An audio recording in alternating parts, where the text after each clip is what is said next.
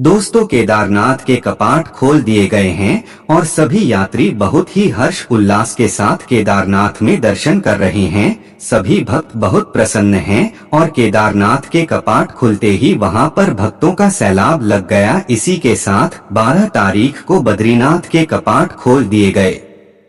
दोस्तों, केदारनाथ और बद्रीनाथ के कपाट खुल चुके हैं। इसी के साथ से डालो बड़ी मात्रा में भगवान शिव और विष्णु भगवान के दर्शन करने जा रहे हैं। दोस्तों, कहा जाता है कि अगर आपने उत्तराखंड में अपने सभी तीर्थ स्थलों के दर्शन कर लिए तो आपका जीवन सफल हो जाएगा। और यह भी मां है कि अगर आप केदारनाथ जाकर बद्रीनाथ नहीं जाते हैं तो आपकी यात्रा सफल नहीं होगी, आपके पाप पुण्य में नहीं बदलेंगे। दोस्तों, अगर आप केदारनाथ जाते हैं तो आप सभी तीर्थ स्थल अवश्य जाएं। दोस्तों, अगर मैं आपसे कहूं कि कुछ दिनों बाद केदारनाथ धाम लुप्त होने वाला है तो आप विश्वास नहीं करेंगे। दोस्तों, मैं सही कह रहा हूं कि आने वाले समय में केदारनाथ और बद्रीनाथ धाम दोनों लुप्त हो जाएंगे। दोस्तों, यह भविष्यवाणी में नहीं पुराणों में लिखी हुई है। पुराणों में बताया गया है कि आने वाले समय में केदारनाथ और बद्रीनाथ धाम लुप्त हो जाएंगे और उनके स्थान पर बचेगी तो सिर्फ उनकी यादें। दोस्तों, अगर आप केदारनाथ जाना चाहते हैं और आप मन बना रहे हैं तो अवश्य चले जाइए, क्योंकि आने वाले समय में कब बद्रीनाथ और केदारनाथ धाम लोग तो जाएं या किसी को नहीं मालूम, लेकिन पुराणों में का वक्त दिया गया है। दोस्तों, इस समय को भी आपको बताएंगे और क्यों लोग तो होंगे इसका कारण भी बताया जाएगा। दोस्तों, ये सब बातें मैं क्यों कह रहा हूँ आपको वीडियो के अंत तक जरूर पता चल जाएंगी। तो आज का यह वीडियो बड़ा ही खास होने वाला है, क्योंकि केदारनाथ और बद्रीनाथ धाम लुप्त होने वाले हैं। दोस्तों, केदारनाथ और बद्रीनाथ धाम हिंदू धर्म के सबसे बड़े मंदिरों में से एक है। कहा जाता है कि यहाँ पर भगवान शिव और भगवान विष्णु अपनी देवियों के साथ निवास करते हैं। दोस्तों, इनके पीछे की कहानी जानकर आप भी हैरान हो जाएंगे। दोस्तों, आज की इस वीडियो में मैं आपको बताने वाला हूँ कि कैसे केदारनाथ धाम को एक मजाक का स्रोत बना दिया गया है और आने वाले समय में भक्तों की संख्या कम, अंध भक्तों की संख्या ज्यादा हो जाएगी। यह सुनकर आपके मन में क्रोध जरूर उठाव होगा, लेकिन ये बातें सही हैं, क्योंकि आज के दौर में भक्ति का इंस्टाग्राम पर भक्ति का धूम को ज्यादा फैल चुका है। दोस्तों, हर एक दूसरा व्यक्ति सेल्फी लेकर भोले बाबा के पवित्र स्थल पर पहुंच रहा है और वहां पर रील और लड़कियों के साथ आंख मिचोली कर रहा है। आज के मनुष्य ने ऐसी कोई जगह नहीं छोड़ी जहां पर वह पाप नहीं कर रहा है। दोस्तों, ये सब सुनने में बहुत ही खराब लगता है और हमारी संस्कृति सभ्यता को बहुत ज्यादा ठेस पहुंचाई जा रही है। दोस्तों, को रील बना रहा है तो कोई ब्लॉग बना रहा है। इसी के चलते एक दिन ये दोनों धाम लोग तो जाएंगे। दोस्तों, वहाँ के लोगों ने आवेदन किया है कि यहाँ बड़े बूढ़े बुजुर्ग लोग ही आने चाहिए और इसके अलावा कोई भी युवा व्यक्ति यहाँ पर नहीं आना चाहिए, क्योंकि यहाँ पर भक्ति नहीं, इंस्टाग्राम पर रील कुछ ज्यादा बनाई जाती है। दोस्तों, इसको देखने से ऐसा लग रहा है कि वह दिन दूर नहीं जब केदारनाथ और बद्रीनाथ धाम अपनी जगह से लुप्त हो जाएंगे। दोस्तों, केदारनाथ और बद्रीनाथ लुप्त होने का एक कारण यह भी है, लेकिन इसके पीछे एक और कारण है जो कि आपको मैं थोड़ी देर में बताने वाला हूँ। दोस्तों, लुप्त होने की कहानी पुराणों में क्या लिखी है, चलिए आपको बताते हैं।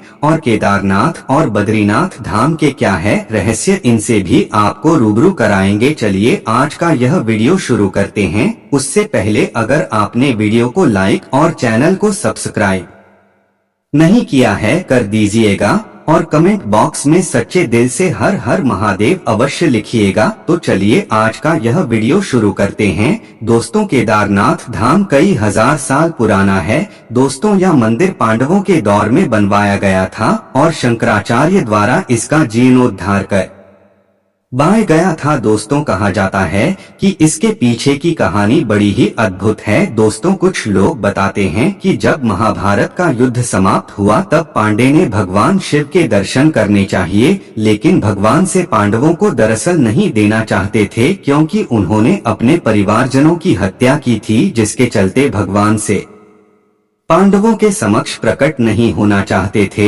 दोस्तों, जब पांडव उनका पीछा कर रहे थे तो वे केदारनाथ धाम चले गए। दोस्तों, उनका पीछा करते करते बांडव भी उनके पीछे केदारनाथ पहुंच गया। दोस्तों, शंकर भगवान पांडवों से बचने के लिए नंदी का रूप ले लेते हैं और गायों के समूह में चुपके से छुप जाते हैं। 207 पांडव इधर उधर जी को ढूंढ रहे थे, लेकिन किसी को भी सीयूजी नहीं मिले। दोस्तों, तभी भीम की नजर एक अनोखे बैल पर जाती है जो कि एक विचित्र लग रहा था। दोस्तों, तब भीम ने अपना स्वरूप बड़ा कर लिया और भीम दो पर्वतों के बीच में खड़े हो गए। दोस्तों, उनके पैर के बीच एक करीब है बकरी निकल गए, लेकिन एक बैल वहीं रह गया। शंकर भगवान उनके पैर के नीचे से नहीं निकलना चाहते थे, इसलिए वे वहीं खड़े हो गए। दोस्तों, यह देखकर सभी हैरान रह गए और वे जान गए कि यह भगवान शिवजी हैं और शिवजी दो बड़े चतुर थे। वे वहां से हिलने का नाम नहीं ले रहे थे। दुष्ट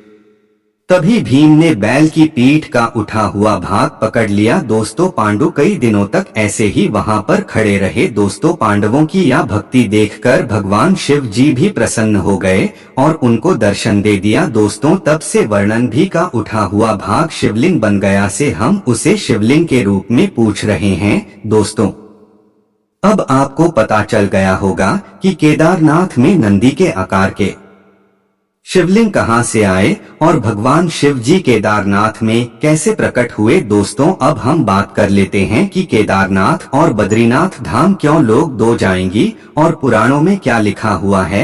हिमालय की लुभावनी सुंदरता के बीच बसा बद्रीनाथ धाम सर्दियों एक महत्वपूर्ण स्थल रहा है। इस धरती का बैकुंठ माना जा रहा है। बद्रीनाथ मंदिर हिंदुओं के पवित्र 4 धाम स्थलों में से एक है और यह भगवान शिव के अवतार भगवान बद्री को समर्पित है। ऐसी मान्यता है कि यह वही स्थान है जहां भगवान विष्णु ने ज्ञान प्राप्त करने के लिए बद्री वे के नीचे ध्यान लगाया था। दोस्तों, आज भी लाखों की संख्या में श्रद्धालु यहां नारायण के दर्शन करने के लिए पहुंचते हैं। लेकिन क्या आपने कभी सोचा है कि बद्रीनाथ धाम एक दिन लुप्त हो जाएगा। स्कंद पुराण के केदारखंड में सन्नद्ध संहिता में उल्लेखित किया गया है कि 4 धामों में प्रसिद्ध धाम एक दिन लोप तो जाएगा। इसके पीछे कई अलग अलग कारण बताए जा रहे हैं। बद्रीनाथ जी से जुड़े कई ऐसे रहस्य हैं जो कि बेहद कम लोग ही जानते। तो आज मैं आपको बताने वाला हूं बद्रीनाथ से जुड़े कुछ खास रहे हैं जो कि आपको नहीं पता। बद्रीनाथ कर रहे हैं केदार घाटी में 2 पहाड़ मौजूद हैं जिसे नर और नारायण पर्वत के नाम से जाना जाता है। दोस्तों, बद्रीनाथ मंदिर समुद्र तल से 3133 मीटर 10,269 फीट की ऊंचाई पर स्थित है। यहाँ का मौसम हमेशा ठंडा रहता है और सर्दियों में यहाँ बहुत पर भारी होती है। यही कारण है कि इस मंदिर के कपाट साल में केवल 6 महीने के लिए खोले जाते हैं। शीतकालीन समय के दौरान का पाठ बंद कर दिए जाते हैं और वसंत में फिर से श्रद्धालुओं के लिए कपाट खोल दिए जाते हैं। इस अवधि के दौरान भगवान बद्रीनाथ की एक मूर्ति को पास के गांव पांडुकेश्वर में ले जाया जाता है, जहां बद्री नारायण के कालीन दर्शन किए जाते हैं। क्या सच में लुप्त हो जाएगा बद्रीनाथ धाम? पुराणों की भविष्यवाणी के अनुसार इस समूचे क्षेत्र के तीर्थ स्थल लुप्त हो जाएंगे। माना जाता है कि जिस दिन नर और नारायण पर्वत आपस में मिलेंगे, बद्रीनाथ का मार्ग पूरी तरह से बंद हो जाएगा और भक्त बद्रीनाथ के दर्शन नहीं कर पाए।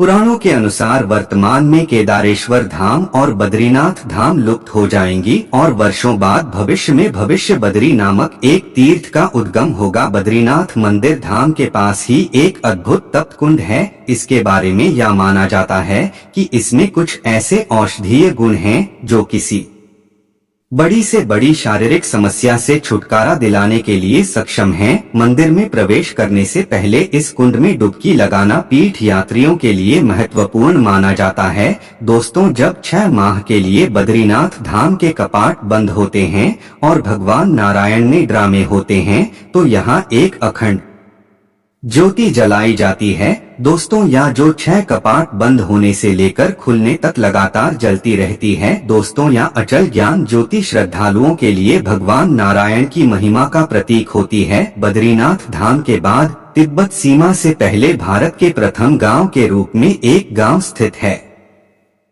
गांव माणा गांव के नाम से भी जाना जाता है। बहुत कम लोग जानते हैं कि यह गांव हिंदू और तिब्बत संस्कृतियों का एक अद्भुत मिश्रण है। या एक बेहद खूबसूरत और धार्मिक रूप से समृद्ध गांव है। कहा जाता है कि यह स्थान है जहां दो विषयों को व्यास और वशिष्ठ ने महाभारत और रामायण लिखी। यहाँ पर आपको व्यास को गुफा, भीमशिला जैसे इतिहास के कई अनोखे साथ देखने को मिल जाएंगे। दोस्तों, बद्रीनाथ धाम के कुछ रहस्यों में से एक रहस्य CRB है। वसुंधरा झरना बद्रीनाथ से लगभग 11 किलोमीटर की दूरी पर स्थित है। यहाँ का रास्ता मारा गांव से होकर जाता है। दोस्तों, यहाँ ने और देखने में किसी भी आम पहाड़ी झरने की तरह हो सकता है। यह दिखने में जितना खूबसूरत है उतना ही नहीं है। दोस्तों, यह जानना 400 फीट की ऊंचाई से गिरता है। दोस्तों, श्रद्धालुओं के लिए यह प्रकृति का बेहतरीन नजारा हो सकता है, लेकिन इसके पीछे का रहस्य इस झरने को और भी ज्यादा महत्वपूर्ण बना देता है। माना जाता है कि यह झरना सब लोगों पर नहीं गिरता है। आपने बद्रीनाथ मूवी में इस नज़ारे को अवश्य देखा होगा। इस झरने का पानी उसी पर गिरता है जो मन से साफ होते हैं और भगवान शिव की सच्ची श्रद्धा करते हैं। उन्हीं लोगों ने पानी गिरता है। जो कपटी होता है वे लोग तो इस ने से दूर ही रहें। जिस पर भी झरने का पानी गिरता है वे निरोगी हो जाते हैं। दोस्तों, ये भी किसी चमत्कार से कम नहीं है। तो बद्रीनाथ धाम के कुछ रहस्यों में से एक मुख्य CRB है। दोस्तों, बद्रीनाथ के लुप्त होने को लेकर दिया रहस्य है। दोस्तों, यह कहानी जोशीमठ में मौजूद नरसिंह मंदिर से जुड़ी हुई है। मित्र, ऐसी मान्यता है कि नरसिंह मंदिर में मौजूद नरसिंह भगवान की मूर्ति का एक आज हर साल लगातार पतला होता जा रहा है।